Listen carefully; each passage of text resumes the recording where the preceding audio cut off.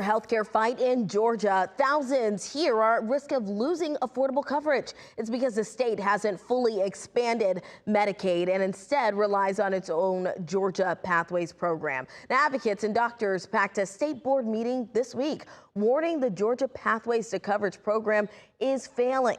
Only about 18,000 people are enrolled, far short of the 300,000 once promised, and critics say the eligibility rules are just too strict. A new federal law will force the state to change its work requirements in January, and Georgia says without more federal money, the Pathways program could shut down altogether. One ER doctor even rushed in straight from an overnight shift to plead with the board.